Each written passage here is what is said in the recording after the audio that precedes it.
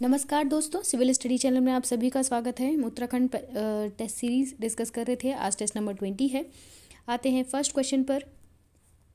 उत्तरी अमेरिका को दक्षिण अमेरिका से मिलाने वाली जल संधि निम्न में से कौन है? पनामा जल संधि, कुक जल संधि, टॉरस जल संधि और कोई नहीं।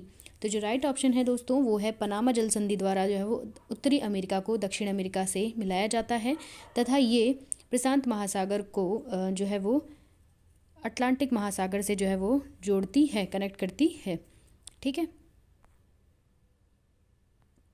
उनके बीच का जो रास्ता है उनके बीच में अवस्थित है, जो है वो मार्ग प्रदान करती है एक महासागर से दूसरे महासागर की तरफ।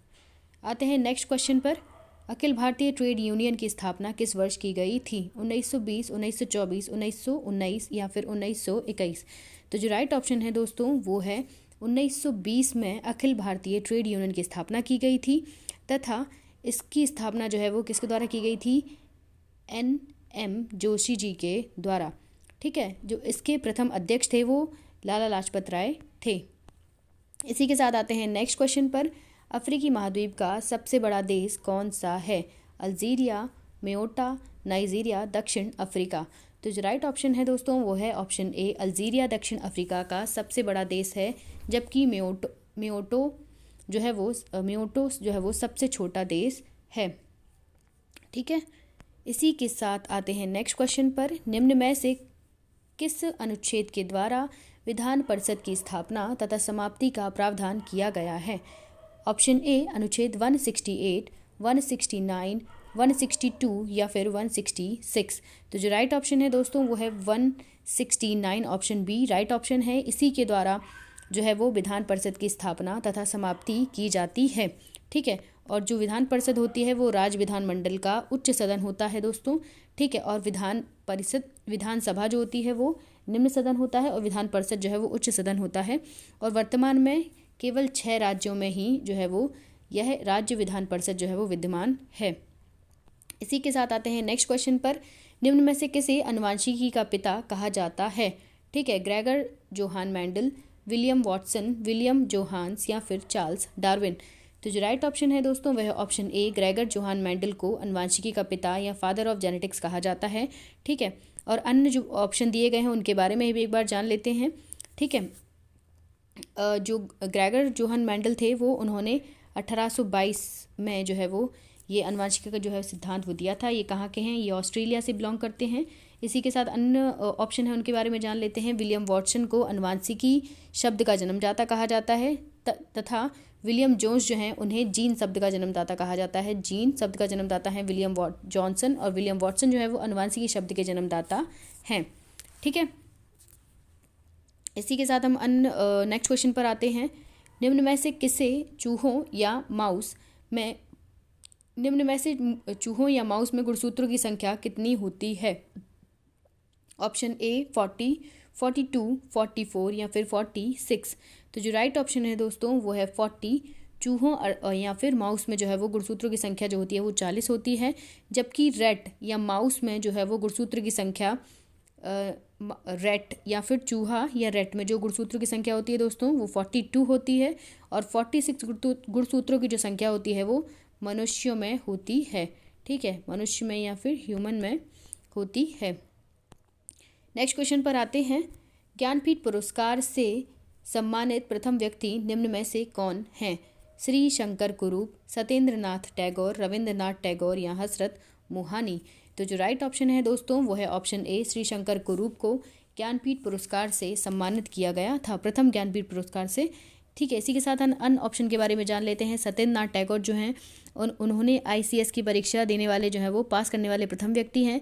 रविंद्रनाथ टैगोर जो हैं वो नोबेल पुरस्कार प्राप्त करने वाले प्रथम व्यक्ति हैं तथा जो हजरत मोहानी हैं वो उनके द्वारा भारतीय राष्ट्रीय कांग्रेस सम्मेलन में भारत की स्वतंत्रता का प्रस्ताव पेश करने वाले जो हैं वो प्रथम व्यक्ति हैं। काफ़ी इंपॉर्टेंट है ये।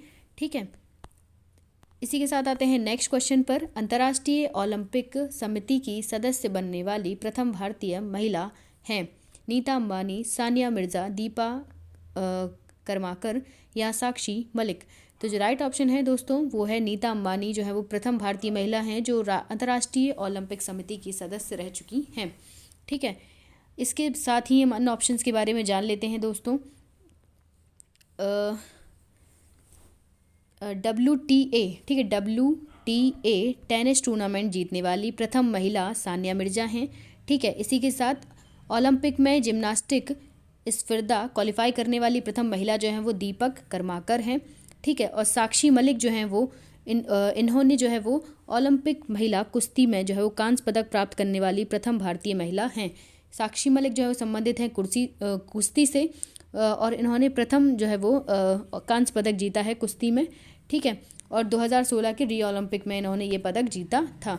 ठीक है, इसी के साथ आते हैं नेक्स्ट क्वेश्चन पर। उत्तराखंड राज्य में लवकुश मेला कहाँ स्थित है या फिर कहाँ आयोजित किया जाता है? ऑप्शन ए अल्मोड़ा, चमोली, सी पौड़ी गढ़वाल या फिर उत्तर काशी। तो जो राइट ऑप्शन है दोस्तों वो है चमोली में जो है वो लवकुश मेला आयोजित किया जाता है। ठीक है, इसी के साथ हम अन्य ऑप्शन को भी देख लेते हैं एक बार। नेक्स्ट क्वेश्चन पर आते हैं।